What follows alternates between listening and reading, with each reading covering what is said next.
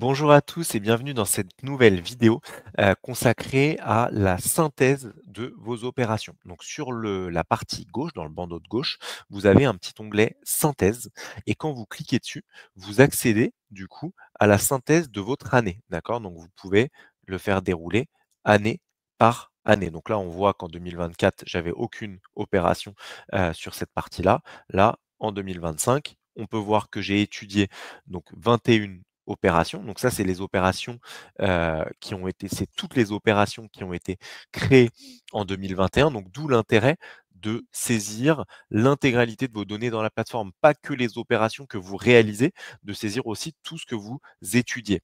Ensuite, donc le nombre d'opérations réalisées. Donc ça, c'est les opérations qui vont passer au statut en cours, donc dans la partie notaire achat, le nombre de lots qui ont été générés, la durée moyenne de portage des opérations et la durée moyenne de commercialisation.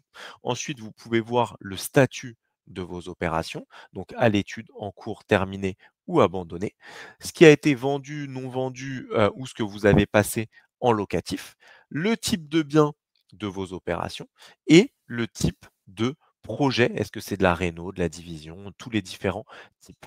Vous allez ensuite pouvoir retrouver, et ça c'est une partie qui est très intéressante, la différence entre le prévisionnel et le réel. Alors, déjà, point important, c'est que ça ne va s'appliquer que sur les opérations terminées, pour comparer bien sûr ce qui est comparable. Donc à partir du moment où votre opération a le statut terminé, elle viendra s'intégrer dans cette partie-là. Et donc là, on va retrouver différentes parties. Donc vous avez notamment le prix d'acquisition et on vous marque ici où on vient le chercher. Donc là, toute cette partie prévisionnelle, en gros, on vient récupérer les informations de la simulation que vous avez sélectionnée. Donc point important, quand vous commencez un projet, que vous sélectionnez une opération, ne venez pas une simulation, pardon, ne venez pas en permanence la modifier pour l'adapter au réel, parce que sinon vous allez vous retrouver avec un prévisionnel égal au réel. Donc une petite astuce, faites votre simulation initiale, dupliquez-la et après faites tous vos tests sur la simulation dupliquée.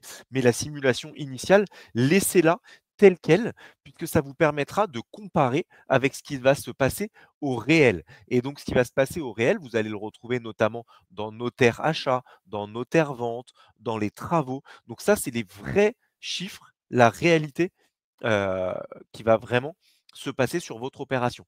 Donc, ça vous permet de comparer et de voir quelle est la différence. Donc, c'est un point qui va être très intéressant.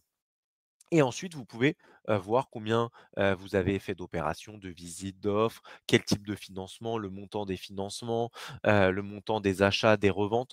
Donc ça vous donne de très, très bons indicateurs pour faire évoluer justement votre activité. Donc là, on est sur une page vraiment entre guillemets statique, c'est-à-dire qu'on ne peut pas faire de modifications directement sur cette page. Les modifications vont se faire bien sûr dans vos opérations.